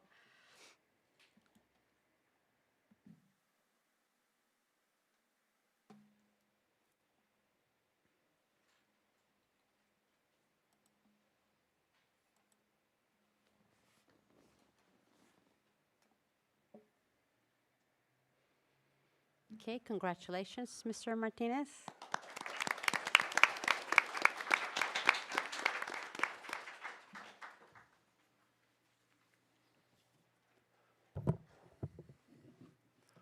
Well, good evening, Governing Board President, Superintendent Dr. Ventura, board members, Isaac colleagues, Isaac families, and Isaac community members. I would like to express my deepest gratitude to each and every one of you for this amazing opportunity to be responsible to be the Director of English Language Program. I'm truly humbled and honored by this opportunity, and I stand before you today with renewed commitment to be the champion of this cause of our future bilingual students. As a current principal, I have firsthand experience with witnessing the challenges faced by our English language learners. That unique need requires comprehensive and collaborative approach, and I'm proud to be actively involved in supporting language development at my school site. However, my personal connection to this cause runs even deeper. I've heard stories from my mother with her struggles as an ELL learner when she was in school. Her experiences have been shared with me, serving as a poignant reminder of challenges faced by our English language learners. Her journey has been a huge inspiration for me, highlighting the transformative, extreme situation which she went through in education, and just providing vision to help and provide every English language learner with the opportunities they deserve. It is with this conviction and personal understanding that I pledge to foster a culture of collaboration, innovation, and focusing on including everybody. I firmly believe that working together, we can break down barriers and create a brighter future for our future bilingual students. In my role as the Director of English Language Program, I will strive to provide the necessary resources, professional learning, and support for our teachers and staff members, empowering them to engage in an ongoing growth and development that meets the unique needs of our English language learners will be the forefront of my priorities. Together, we can make a lasting impact on the lives of our future bilingual students and pave the way for a more inclusive and equitable education system. I'm grateful to the superintendent, Madam President, board members, colleagues, families, and community members for this incredible opportunity, and I'm ready to embark on this journey with you. So thank you so much. I appreciate it. Thank you. Thank you. You guys have any comments? Dr. Martinez, I know the parents are going to miss you, and you did an amazing job at Sutton. And, you know, I have no doubt you're going to continue doing great things here. So congratulations. Thank you.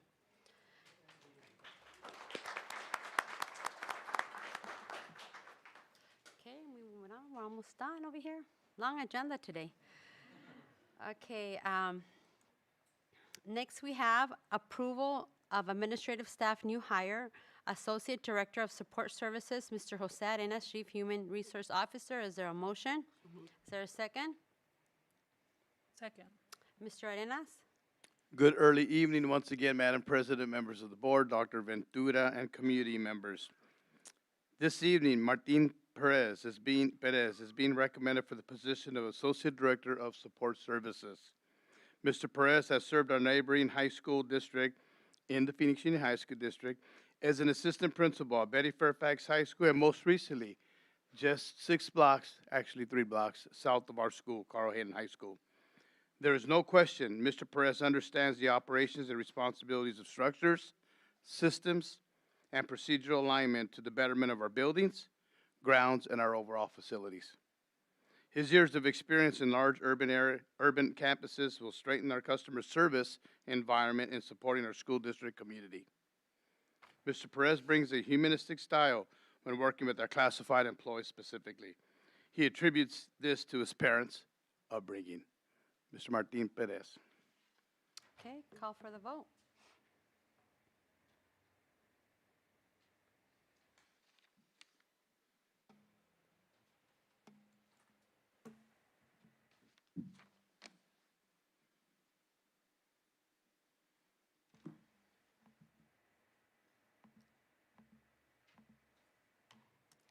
Motion carries. Congratulations.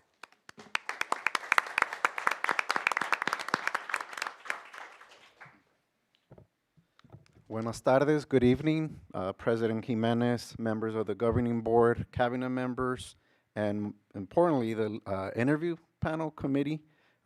Gracias, thank you for this incredible opportunity to serve the Isaac community as the Associate Director of Support Services. A little bit about me. I've been in education for 12 years. 7 of those 12 years I've served as an administrator, assistant principal, beginning at Friendly House, Academia del Pueblo's public charter school, pre-K to 8th grade, where I work with the operational systems and procedures. And as Mr. Arenas mentioned, most recently with the Phoenix Union High School District at Betty Fairfax in the Levine District, and recently at Carl Hayden Community High School. You got that right, 3 blocks away, down the street, crossing the bridge, as the assistant principal of instruction. And there I learned the importance of providing operational excellent support services through the COVID-19 pandemic, where we served hundreds of Isaac community members. My story is not unique. Many of us have our why, but my story began when I was a student myself. I was labeled as an ELL student, as a kindergarten, and luckily in 1st grade I tested out through the test, and so on through the educational, and so I know the importance of dedicating success and resources to student success, and that's what I've carried throughout my leadership journey. As Mr. Arenas has mentioned, my commitment to providing excellent support services and not just building or creating authentic but strong relationships with all our staff, especially with our support staff, has been as a result of my parents. My dad, he's a proud maintenance worker, and my mom is a proud cafeteria worker. So I carry their experiences every single day when I was a middle school teacher, and most recently as an assistant principal. Under the leadership of Mr. David Morales, through this Department of the Support Services, Mr. Carlos and Miros and the entire support services team, I'm really excited. I'm ready to roll up my sleeves to go to every campus and meet our community and make sure that we provide that excellent customer service and that we provide those needed strong relationships, because as the President Jimenez mentioned at the beginning of the board meeting, I agree with you, and that's something that you will get from me and working under the leadership of Mr. Morales. So with that, I'm incredibly grateful for this opportunity. Can't wait to get started on day 1. And again, muchísimas gracias a todos. And with that, thank you again. Congratulations. Congratulations, and welcome to the Isaac family. Thank you. Okay, and we move on. Approve administrative staff promotion for 2023-2024 school year. Mr. Benito Jimenez, principal at J.B. Sun Elementary School. Mr. Jose Arenas, Chief Human Resource Officer. Is there a motion? Is there a second? Second. Mr. Arenas? Good early evening once again, Madam President, governing board members, and Dr. Ventura. We are presenting to you this evening Mr. Benito Jimenez as a recommendation to serve as the next principal of J.B. Sutton School. Mr. Jimenez has served our district for over 20 years as a classroom teacher, summer school leader, a TOSA, and an assistant principal, both at the K-5 and middle school settings. Mr. Jimenez's leadership is grounded on his humble and gracious servant leadership. He respects and honors his students, parents, and his community members. He has a unique manner in consistently approaching matters in a way to de-escalate and to listen and to be proactive.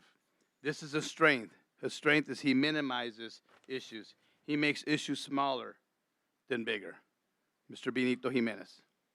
Okay, call for the vote.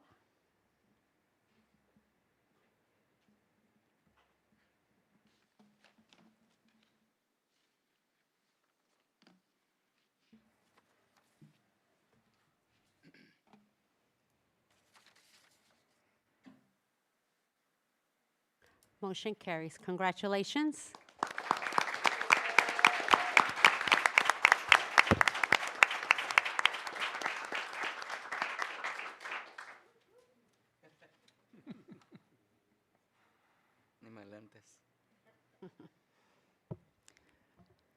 Good evening, Madam President, governing board members, Dr. Ventura, community president, and my family. I stand before you today with immense gratitude and a deep sense of honor as I accept this position as principal at J.B. Sutton Elementary. This moment is not about me, but about the collective effort of our entire Isaac community in shaping the future of our students. I want to express my heartfelt appreciation for each and every one of you for your tremendous support and belief in me. To the Isaac School Board, I thank you for ensuring me and trusting me with a significant responsibility. Your commitment to providing a quality education and dedication to the well-being of our students is truly commended. I am humbled by the trust you have placed in me, and I'll work very hard to uphold the values and visions of our district. To Dr. Ventura, I am grateful for your leadership and guidance, your commitment in educational excellence, and your passion for supporting educators and students have inspired me. I am honored to have your support as we embark in this transformative journey together. To our J.B. Sutton teachers and staff, you are the heart and soul of our school. Your dedication, expertise, and unwavering commitment to our students are truly admired. I recognize the incredible impact you have on shaping lives of our children, and I am deeply committed to supporting you in this entire endeavor. Together, we will create an environment where every child can thrive and learn and grow.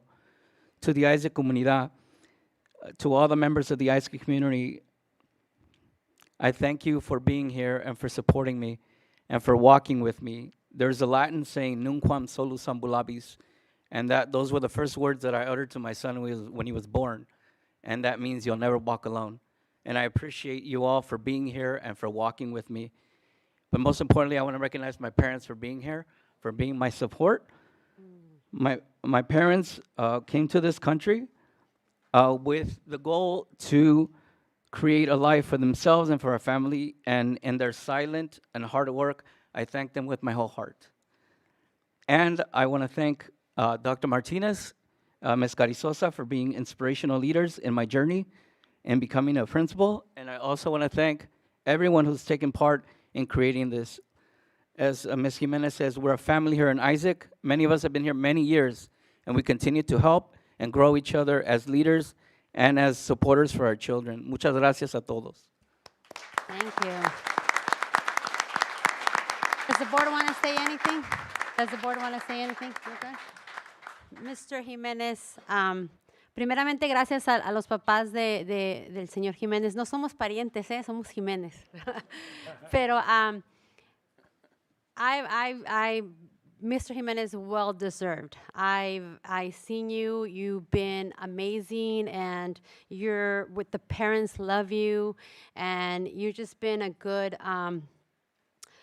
you know, everywhere that you have been, the schools, Pueblo and Moya, I mean, you always with a smile, with a great attitude, and always with your heart, you're here for the kids. And I've seen it, and just I thank you, because I know you could be someplace else, but you choose to be here.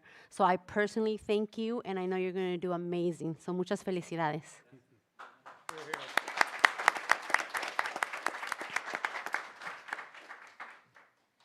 Oh, by the way, you guys need to stay for the picture, okay? Don't leave. Okay, next we have, okay. Yes. Approve administrative staff new hire, assistant principal at Pueblo del Sol K-8 school, Mr. Jose Arenas, Chief Human Resource Officer. Is there a motion? Is there a second? Second. Mr. Arenas? Yeah, Madam President, last but certainly not least, good evening, Madam President, governing board members, and Dr. Ventura. This evening we forward to you Mr. Abel Flores as a recommendation for the assistant principal position at Pueblo del Sol, PDS. Mr. Flores is alumni of the Isaac School District. He previously served as a classroom teacher and as a summer school coordinator during his tenure here in Isaac. He has served as an assistant principal the past 8 years and is ready to return home. Mr. Flores is fluent in Spanish and certainly honors the Isaac community, specifically his work and experience in middle school and high school students. Mr. Flores would complement the administrative team with his administrative experience, knowing our community and in serving our students and parents at Pueblo del Sol. He values our community. Mr. Flores. Okay, call for the vote.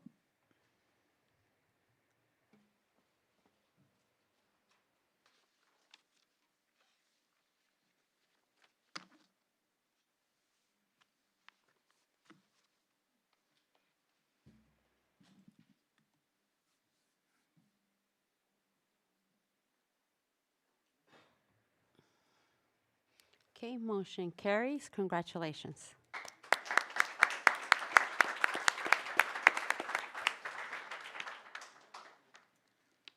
I promise this will be quick. I know it's been a long night for some of us, but I would just like to say thank you for having me back again. From here, grown down the street, 43rd and Thomas, went to Zito, graduated from right across the street, Isaac Junior High. Played for that man on that building, J.C. Helton, one of the best basketball coaches I believe this district has had. And now I'm back where I belong. So I'd just like to say thank you. Muchas gracias a los mamás y los papás que están aquí. Estoy muy orgulloso a trabajar con ustedes. And thank you for the governing board, President, and Dr. Ventura. Thank you guys so much. Have a great night. Thank you. Thank you, and welcome too. Okay, next, approval of resolution of the sale of the property. Dr. Mario Ventura, Superintendent. Is there a motion? Is there a second? Second. Dr. Ventura? Madam President, members of the governing board, tonight we have a resolution before you. And what the resolution communicates is that we have looked at all the various steps of what it would take to sell a property of ours, a specific property, and letting the board and the community know that this is legal and that the board has the authority to sell the property. So I just want to make clear that this is not a vote to sell the property, but it's a resolution, and the final outcome of this is that the board recognizes that they have the authority to sell a property. So I'm going to read the resolution, so bear with me.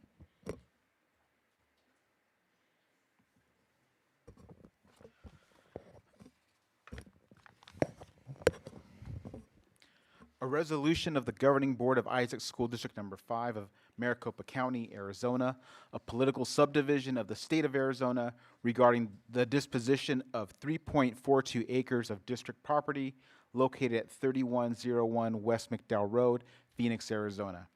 Whereas Isaac School District Number 5, a political subdivision of the state, the district, has requested the assistance of the city of Phoenix, the city, in connection with the sale of the district of certain surplus real estate under ARS 15-342, which provides in pertinent part that a school district is authorized to sell or lease property to the state of Arizona, a county, a city, another school district, or a tribal government agency.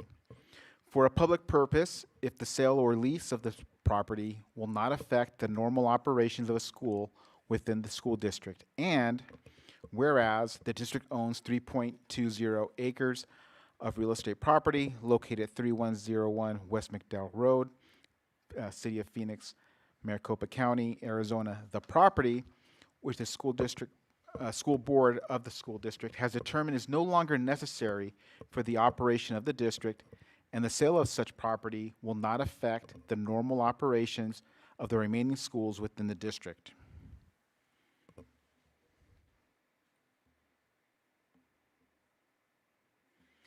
And whereas the district proposes to sell the property to the City of Phoenix, and whereas immediately upon conveyance of fee title in the property to the city will then encumber the property within a declaration of affirmative land use, the declaration that requires the property to be used solely to further the purpose, to further the public purpose of increasing the supply of quality housing opportunity or options for its citizens through causing the property to be redeveloped as an affordable residential apartment development, thereby satisfying the public purpose requirement of ARS 15-3427. And whereas immediately following the recordation of the declaration, the city will convey the property to a limited liability company that is wholly owned affiliate of the Industrial Development Authority of the City of Phoenix, the ground leaser. And whereas the ground leaser will enter into a long-term agreement, a long-term ground lease, the ground lease with UMOM Housing 9 LLC, an Arizona limited liability company, the ground leasee pursuant to which the ground leasee will be acquiring, constructing, improving, equipping, and or operating,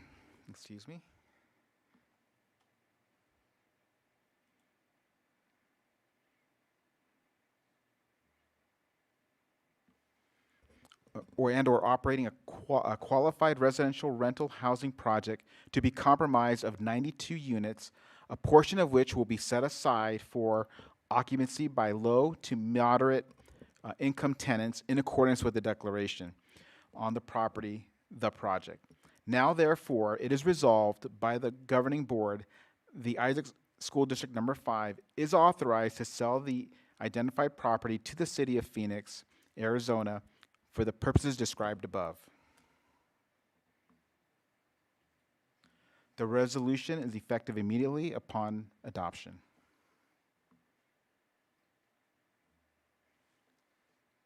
Madam President, if there's any questions? Is there any questions from the board? Madam President, not a Carol? question, but if I can, because sometimes these types of transactions are very complicated, you know, and the resolution is the resolution and it has all the language in it. But fundamentally, what we're saying is that the property that we currently have in the district is no longer necessary for the delivery of educational purposes for the district. So it's a piece of property that's sitting there. The benefit of it is that, you know, the district can sell that property, take those funds and reallocate them. They can put them into the budget. They can put it in unrestricted funds, so it can be used for other things. Now, my personal thing is, you know, affordable housing is not my first choice for these types of transactions, but I understand we need those. I do understand that. The couple of things that I think are important here is the fact that the City of Phoenix, the Phoenix IDA, Industrial Development Authority, will actually be owning the land for the duration of that transaction, so 30 or 40 years. Okay, so that gives me some relief that, you know, it'll be the City of Phoenix that actually will be the property owner and not somebody else, okay? And I think that's important because even though we're selling the property, if we go down that road, right, the perception is that it is an Isaac property, and if something were to happen, because it is housing, and, you know, we think things happen in apartments and everything else, then the perception is going to be that it is still the school district that, you know, should be responsible or liable. And let me make it very clear. This district is not responsible or liable for anything that happens on that property, okay? The other good news is that UMOM has a very good track record for running and operating these kinds of properties, you know, for a very long time. And so the fact that we have the City of Phoenix that's actually going to be the ground leaseor, and UMOM's going to be the operator manager of that property, I think gives us some relief that it's going to be maintained, that it's going to be operating in a way that's going to be good for our community. And I say that because in my 25 years or so getting involved in these kind of things, just look around our community. How many rental properties have we seen go up? I remember in the 80s when all the HUD housing came in and they ringed my neighborhood over in the Willow Park area. And then what happened is nobody kept those up and they became blighted properties. And so as a result of that, we started to see other things that were occurring, right? But I think that because this, where the district is at and with UMOM and the city of Phoenix being a partner, I think it's important. But I want us to understand that this is really a resolution, so it's only the first step. We still have other things that we've got to go through, but I think it's important for us to understand how it works. Now, the other thing I would also mention, and this is probably a good opportunity as a springboard, and Dr. Ventura and my colleagues here have had some other discussions about the fact that the city of Phoenix right now owns 5 acres and about 42 vacant residential properties just within this McDowell corridor. So I would say this is a really good opportunity for us for the long game to work with the city of Phoenix, be able to provide affordable housing, start to look at what we call workforce housing, right, which is really that middle income. That's teachers, first responders, people that cannot qualify for affordable housing, but they can't compete for market rate housing. So I think that that's a future focus that we need to have, and that is to have opportunities for our teachers, for our staff, for our first responders, people that are in that middle income to be able to stay here, play here, and work here in our community. So I think in the long term, even though it's probably not personally my first choice, right, to have more affordable housing in here, it does give us a nice foundation to be able to have conversations to see what we can do in the future. Like I said, just from 27th Avenue to 35th Avenue, there's 5 acres right over here on 32nd Avenue. There's 43 vacant properties just south of McDowell in that corridor that have been vacant for a better part of 25 or 30 years, okay? But more importantly, I think the resolution really does give us some solace in that it gives us good partners and will help us to keep the integrity of the district in place and make sure that they maintain and operate it in a safe and clean environment. So with that, Madam President, I think I just wanted to make some clarifications, Yeah, thank you. points here. Thank you. Okay, call for the vote.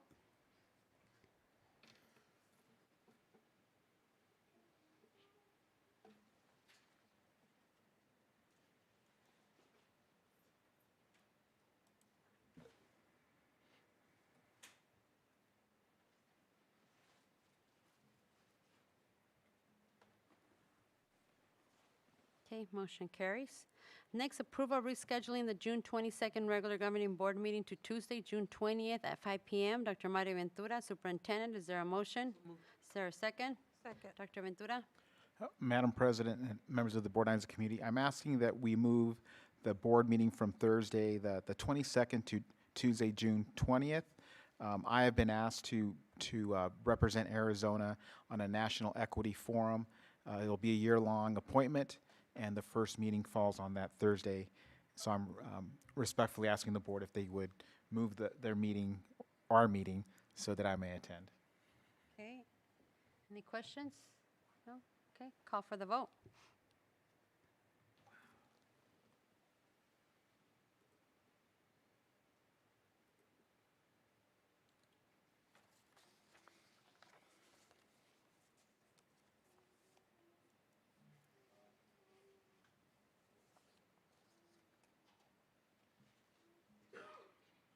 Okay, motion carries. Okay, next, approval of 2023-2024 Governing Board regular meeting schedule. Dr. Mario Ventura, is there a motion? Is there a second? Second. Dr. Ventura? Madam President and governing board members, before you have the proposed regular meeting schedule for our governing board for the upcoming school year. And we, just to remind folks that we create this agenda, or these meetings, they are scheduled around our many events that we have going on. So it's a challenge sometimes to get them scheduled on a time that we can all meet, but this is what we're proposing for you tonight. Okay, any questions on the meetings? Well, we get to visit schools again, so I love that. So guess who's first? Esperanza. But yeah, I look forward. Do you guys have any questions on the schedule? No? Okay. So call for the vote.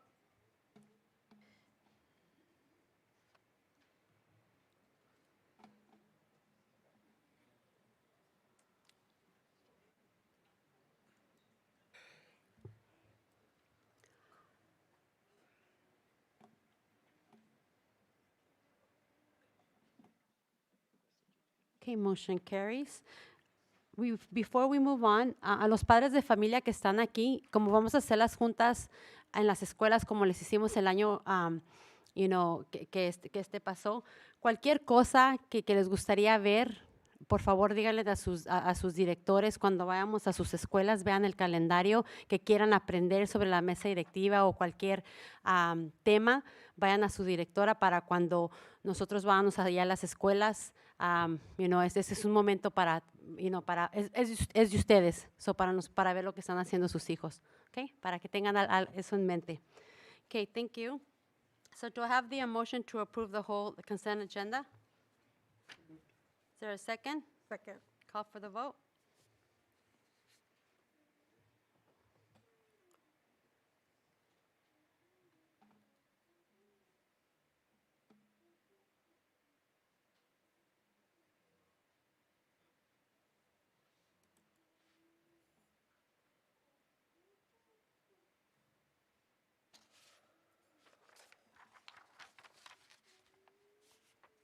Okay, motion carries.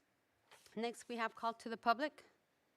Madam President, members of the governing board, at this moment, we do not have any public requests to address the governing board. Okay, thank you. Next is on enrollment, 5,105. Our calendar is June 5th through the 23rd, summer school program. June 19th, 2023, June 10th holiday, no school, district is closed. And our next regular board meeting will be on Tuesday, June 20th, here at the district office. And thank you again for your patience. And if I don't hear anything, meeting adjourned. Thank you.